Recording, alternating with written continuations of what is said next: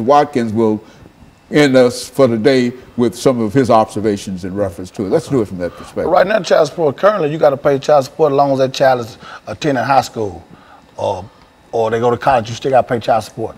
And which in terms of that, it hurts the father, it hurts the whole family. We're trying to keep families together. We keep unity in the family, the mom and dad not arguing, everybody having, getting along. The kids can be more productive going to school. They're not listening to argument all night. The dad and mom having everything going all right. But with this child support how it is now, it's just too much chaos in the home. The father not making the money he's supposed to make. He better can take care of himself. Then the state taking half his check, so he coming home with a half a check to take care of his family of 3 and 4.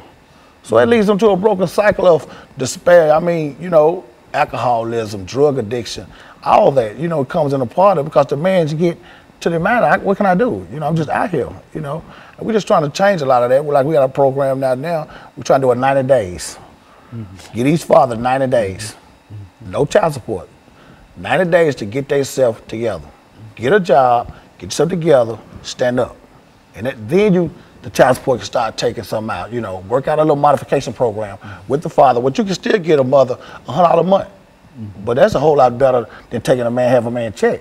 It's giving a man some kind of hope that he can be productive, he can go home, he can buy his kids a decent pair of shoes, diapers or whatnot. But right now how they got it, we just losing battle.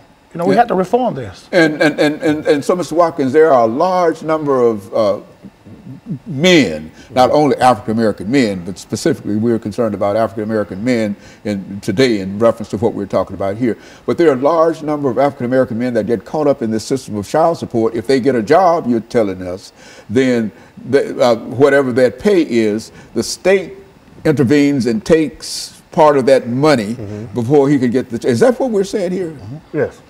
Talk about that. When a man comes, goes to court, I've been in court situations where a judge actually told me I'm living in the household with my kids, the mother and everything, and asked me if I pay child support, and I said, yeah. I'm thinking they're going to say, okay, you in the household, so we're going to stop it. He asked the mother, was he helping? He told me, yeah. Turn around, the judge told me keep paying. That's just one of the situations. Another situation is when a woman can call, a man can get out of jail. After he done his 81 days, 82 days, he can get out of jail, and they'll give him a review date to go back to court.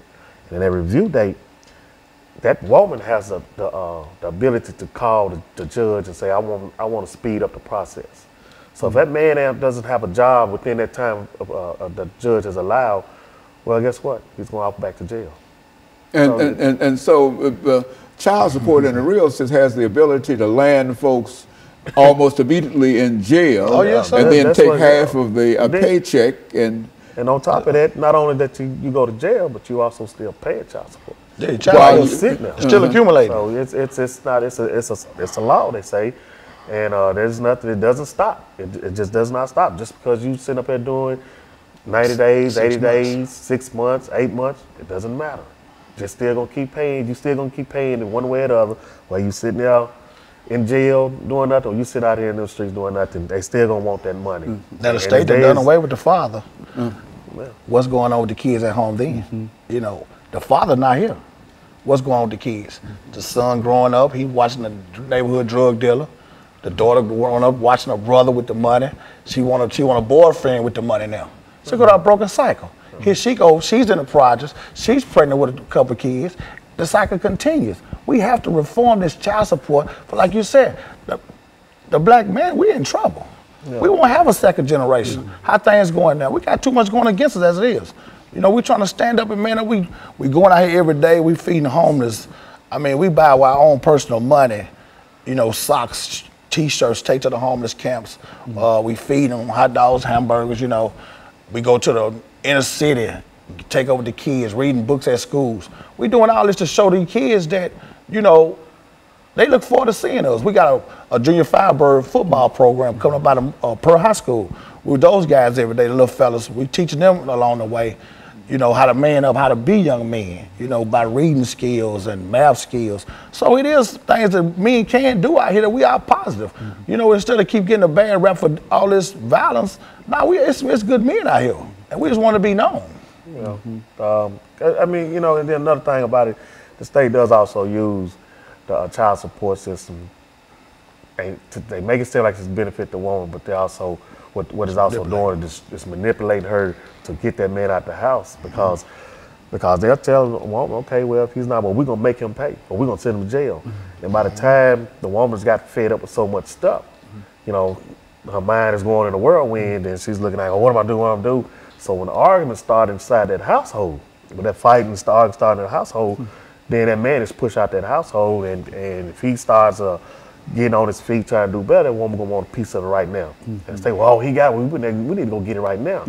So you got to give a person a chance enough to say, hey, okay, you got to let a man be a man and let him in his household and work it out. Because you keep pushing him outside that household, you just continue destroying that house.